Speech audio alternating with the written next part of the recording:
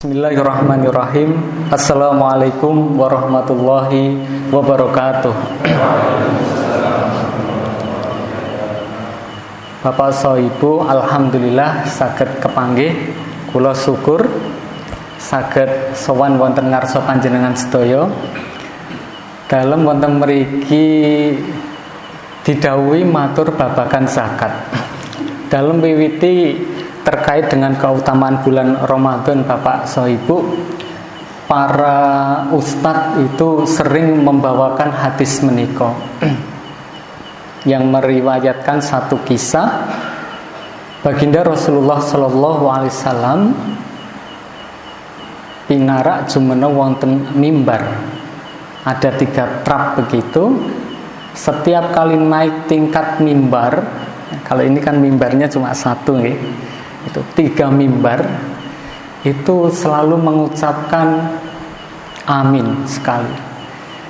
Naik mimbar yang kedua amin, naik mimbar yang ketiga Rasulullah ngendika amin.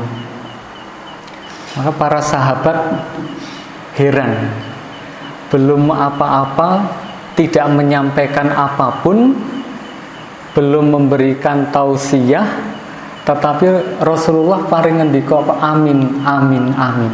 Ya Rasulullah, apa yang menjadikan sebab engkau mengucapkan amin, amin, amin 3 kali?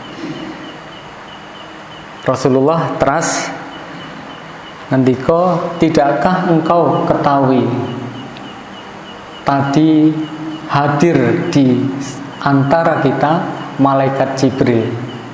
Niki lek ingkang matur kula lah, Bapak Ibu mboten sami pitados kan. Wahyu mabar ketekan malaikat Jibril. Niki Kanjeng Nabi nih. Kalih para sahabat langsung sami'na wa ata'na. Tidakkah engkau ketahui baru saja hadir di antara kita malaikat Jibril. Dia mendoakan 3 dan memintaku untuk mengaminkan. Apa itu? Doa yang pertama, Bapak dan Ibu, adalah ketiga-tiganya doa tentang kecelakaan. Yang pertama itu, celaka wahai Muhammad, umatmu atau umat Islam yang apabila menjumpai Ramadan sampai kemudian berlalu Ramadan, tidak menjadikan dia menjadi pribadi yang lebih baik. Jadi hati-hati niki Bapak Soibu, pikantuk nikmat saged kepanggih bulan Ramadan menika nikmat ingkang agung. Bersyukur kita bahkan sejak bulan Rajab nggih, bulan Ruwah, bulan Sa'ban maksudnya itu kemudian berharap agar kemudian bisa bertemu Ramadan. Tetapi yang jadi masalah adalah kalau kemudian menjumpai Ramadan 1 sampai kemudian 30 hari nanti itu tidak membekas apapun, itu akan justru menjadikan kita orang yang celaka. Katakan amin wahai Muhammad. Fakul amin. Maka kemudian Rasulullah mengatakan amin. Monggo saged introspeksi kita. Jadi kalau misalnya nanti Ramadan ini hanya berlalu begitu saja, tidak menjadikan kita lebih baik dari sebelumnya, maka bukan hanya rugi saja, malah justru celaka. Dalam ringkes, ingkang nomor kali, celaka wahai Muhammad apabila umatmu bertemu dengan orang tua, salah satu dari orang tua atau orang tuanya, tapi tidak menjadikan dia masuk surga. Artinya apabila kita diberikan kesempatan oleh Allah memiliki orang tua, baik masih lengkap ayah dan ibu atau salah satu saja, ayah dan ibu sampai usia sepuh tapi tidak menghantarkan dia masuk surga, dia termasuk orang yang celaka. Dia sia-siakan kesempatan untuk berbakti kepada orang tua. Hati-hati. Baik di luar tapi kepada orang tua malah justru tidak berbakti. Itu juga tantangan tersendiri. Celaka wahai Muhammad, apabila umatmu masih diberi kesempatan oleh Allah bertemu dengan kedua orang tua sampai usia sepuh, tetapi tidak dijadikan sarana untuk berbakti sehingga dia masuk surga. Yang terakhir, celaka wahai Muhammad apabila disebut asmamu, jadi disebut nama Nabi kita, umatmu tidak pernah atau enggan untuk bersolawat kepadamu.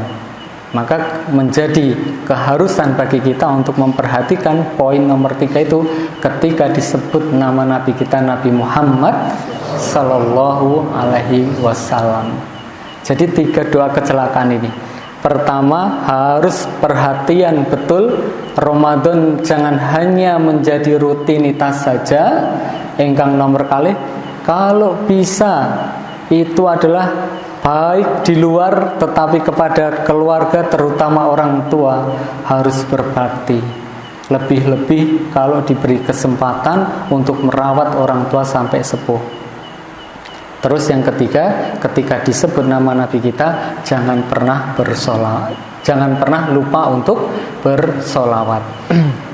Nah, kaitanipun kalian babakan zakat, bapak so ibu, kaitan dengan Ramadan tadi, bagaimana kita mengisi agar kemudian ibadah Ramadan kita itu diberikan kesempurnaan oleh Allah. Jadi salah satu indikator yang namanya Ramadan itu sukses, katanya setelah Ramadan itu ada Syawal. Syawal itu adalah meningkat, berarti kata-kata meningkat itu setidaknya istiqomah menjalankan apa-apa yang sudah biasa dilakukan selama Ramadan. Istiqomah kita itu agar membiasakan diri kita dan keluarga kita itu tidak pernah lepas satu hari pun membaca Al-Quran. Jadi membaca Al-Quran, kalau Ramadan ada tadarus, setelah Ramadan juga dibiasakan tadarus. Bapak Ibu, dalam pikanto amanah sareng-sareng ngaji kali sederek kita wonten kenalan pakis, wonten PCM, wonten mriko ada ngaji di pucuk gunung itu, ya enggak di pucuk gunung ya, di lehernya gunung itu ngaji wonten mriko. Tahun 70 100% itu muslim. Tetapi sekarang kurang dari 20%. Jadi kalau pas ngaji ngeten iki, innal hamdalillah gitu, di sana teng teng teng lonceng barengan dengan itu. Ketika kemudian saya tanya apa yang menjadi sebab menyalahkan orang luar, ya karena datang dari Jakarta begini akhirnya saudara kita menggadaikan akidah oke. Tetapi ketika kemudian ditelisik dulu kira-kira apa ya? Meninggalkan. Orang Islam secara perlahan meninggalkan syariatnya. Jauh dari masjid, jauh dari Al-Quran. Baru sekarang kemudian terasa kurang dari 20%. Alhamdulillah pilihan lurah Kolowingi mawon niku alhamdulillah lurahnya muslim, sebelumnya non. Nah, jadi istiqomah. Kalau bibar sholat tarawih wonten tadarus Al-Quran 1 juz 1 malam, monggo istiqomah binjang bibar Ramadan sampun rampung menika nggih istiqomah untuk membaca Al-Quran. Nah, kadah ingkang kedah dijagi puasa, kalau ini wajib besok dijaga puasa sunahnya dan seterusnya dan seterusnya. Nah, yang menjadi pamungkas 5 bangunan Islam itu Bapak dan Ibu ada syahadat dan kemudian ada sholat. Syahadat sudah kita pegang erat dan kita berharap mudah-mudahan Allah mematikan kita di atas kalimat La ilaha illallah Muhammadur Rasulullah. Sholat mudah-mudahan kita diberikan keistiqomahan untuk bisa melaksanakan sholat. Syukur kita itu kalau bisa meniru orang-orang yang diberikan keutamaan meninggal pas sholat. Remen enten Kang Yun, Bapak dan Ibu pas sholat ngoten teras nggih benjing dicobi nggih. Pas sholat subuh ngoten. Ya Allah, mudah-mudahan dipanggil pas sholat, itu luar biasa. Nah, nomor 3 itu adalah zakat. Zakat, terus kemudian ada puasa dan kemudian haji. Syahadat sampun, sholat sampun, puasa nembe sareng-sareng kita laksanakan. Haji, alhamdulillah sebagian itu sudah dilaksanakan. Nah, zakat ini yang kemudian ada di posisi tengah nomor 3 ini yang secara umum perlu kemudian kita perhatikan. Kewajiban zakat menika atas kaum muslimin wonten kalih nggih. Wonten kalih. Engkang sepisan yang pertama menika zakat fitri. Sering dikenal oleh kebanyakan umat Islam itu zakat fitrah. Dalam sampun nate matur kalih rincang-rincang wonten lazis, kalau kemudian penyebutan secara harfiah dari Nabi Shallallahu Alaihi Wasallam menika adalah zakat fitri. Jadi kalau kita mau meniru penyebutannya itu juga zakat fitri. Kalau Majelis Tarjih Muhammadiyah merekomendasikan ikut penyebutan dengan penyebutan dari Nabi Shallallahu Alaihi Wasallam, zakat fitri, mengeluarkan antara 2,5 kilo sampai 3/4. Jadi rentangnya sebanyak itu, Ibu dan Bapak. Jadi mau mengeluarkan 2,5 kilo angsal, kalau agak kurang mantep karena perbedaan pendapat banyak sekali di kalangan ulama, sampai kemudian 3/4. Monggo mengeluarkan zakat jiwa. Nah, ketika muncul jiwa ini, maka kemudian Imam Nawawi menyebutnya dengan zakat fitrah. Jadi kalau disebut dengan zakat fitrah menika nggih mboten menapa. Zakat fitri penyebatanipun saking Kanjeng Nabi, zakat fitrah penyebatanipun saking Imam Nawawi. Imam Nawawi menika muridipun Imam Syafi'i. Jadi wajibnya atas orang Islam menyempurnakan puasanya itu dengan mengeluarkan zakat fitri atau zakat fitrah berupa bahan makanan pokok yang maksimal dikeluarkan itu tidak boleh melebihi sholat Id. Makanya menjadi sunnah kalau melaksanakan sholat Id itu agak ditunda, mboten ditunda menika mboten kok teras siang ngoten mboten, nggih agak diundurkan, memberi kesempatan orang untuk membayar zakat fitri. Berbeda dengan Idul Adha. Kalau Idul Adha itu disegerakan sholat untuk kemudian berkesempatan menyembelih hewan kurban.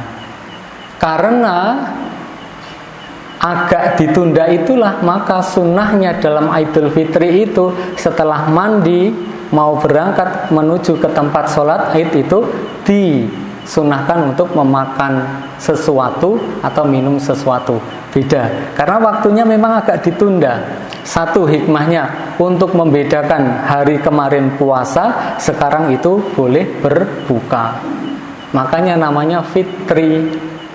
Banyak kaum muslimin yang mengira beranggapan Idul Fitri itu artinya kembali suci.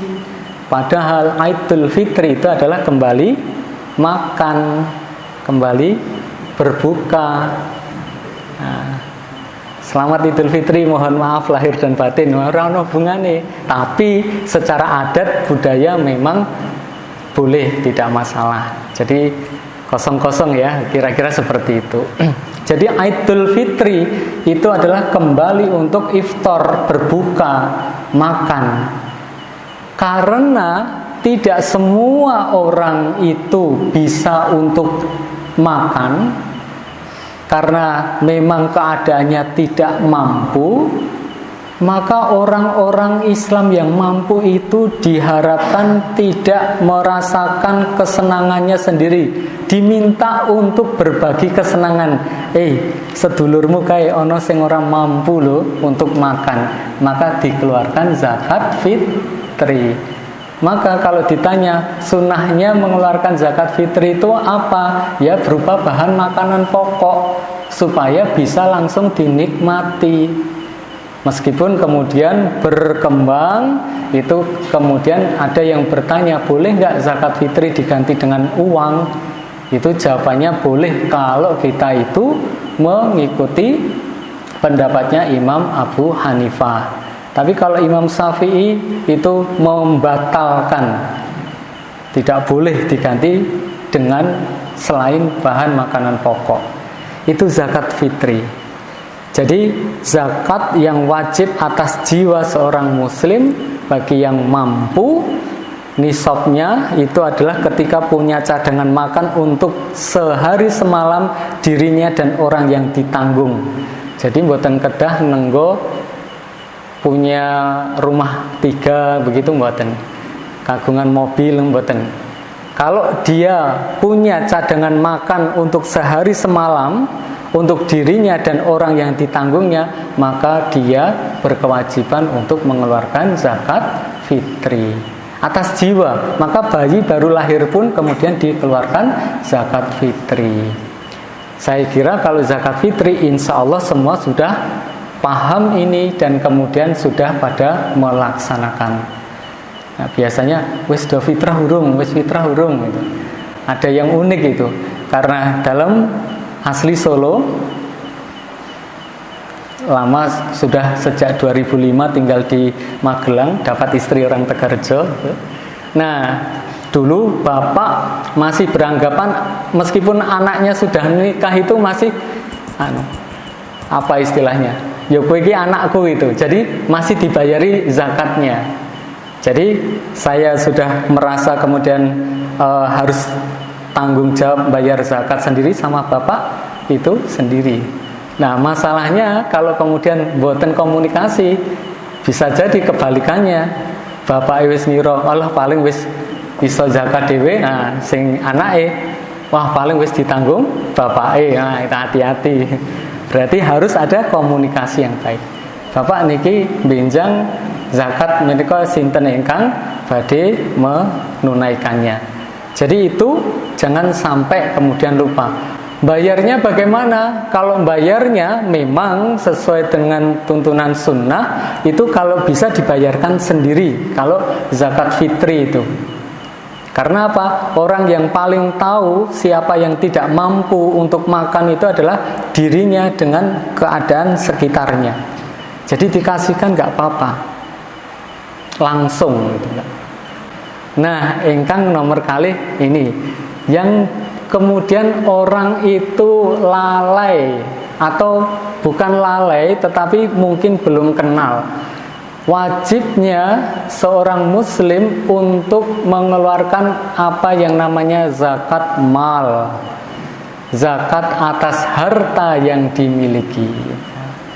Kalau tadi zakat fitri, menika insya Allah sudah menjadi kesadaran secara umum. Nah, zakat mal Bapak dan Ibu. Nah, terkait dengan zakat mal, itu adalah zakat atas harta yang kita miliki Bapak dan Ibu. Nah, orang itu kan dalam hal perkara harta itu kan ada kecenderungan awel nggih. Golek wis angel, rekoso, giliran wis oleh kok yo ditoke zakate. Nah, itu yang kemudian menjadikan orang itu awel. Napa melih saniki modele transfer. Luwih awel melih. Riyen tak enten dompet ngeten langsung didadak toke zakate ngeten saged. Kalau di transfer itu wis zakat atau urung urung nilai saldo. Nah. Nah, jadi tambah awal. Jadi zakat atas harta yang kita miliki. Ada berkumpul rukunnya, di situ ada haul, ada nisab, dan kemudian ya ada syarat batas minimal dan ada waktu yang harus dipenuhi.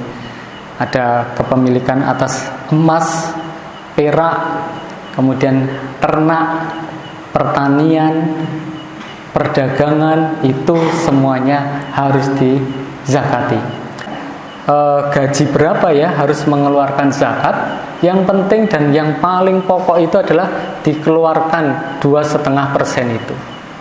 Nah, bentenipun Bapak saha Ibu menawi zakat fitri menika saged dipun tunaikan sendiri. Tapi kalau mau melalui lembaga nggih saged. Kalau zakat mal menika dalam riwayat, kalau kemudian kita mau ittiba sunnah, itu adalah zakat mal itu dibayarkan melalui baitul mal. Nah, menawi baitul mal kan sak menika mboten wonten. Akhirnya kemudian diterjemahkan ketika membayar zakat mal itu adalah dibayarkan melalui lembaga resmi. Nah, lembaga resmi menika menawi kagunganipun Muhammadiyah Lazismu, lembaga amil zakat infak sedekah Muhammadiyah. Menawi secara struktural sejak tahun 2002 sampun berdiri. Terus kemudian 2016 itu semakin kokoh setelah adanya undang-undang zakat menika oleh negara, termasuk diakui lembaga resmi, masuk Lasnas. Kalau Lasnas itu berarti sudah mendapatkan pengakuan dari pemerintah, dia itu bertanggung jawab mengelola zakat.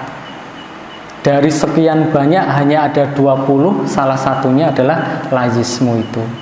Tujuannya dalam matur wonten ngarsa ibu saha bapak menika adalah pertama, monggo sareng-sareng untuk kemudian kita itu sadar membayar zakat, terutama zakat mal. Karena baik zakat fitri maupun zakat mal, dua-duanya adalah kewajiban syariat yang harus ditegakkan oleh orang Islam. Ingkang nomor kalih, kesadaran untuk menunaikan zakat itu, kalau zakat fitri kalau wau dalam matur saged ditunaikan langsung, saged melalui lembaga. Nah, menawi zakat mal menika kedah melalui lembaga amil zakat yang resmi. Keleresan Muhammadiyah, Persyarikatan Muhammadiyah sampun kagungan Lazismu. Kalau zakat mal itu ditunaikan sendiri-sendiri, besar kemungkinan satu, beratnya menjaga niat.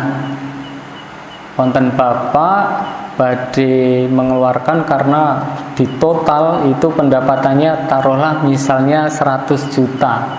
100 juta berarti sudah wajib zakat nggih.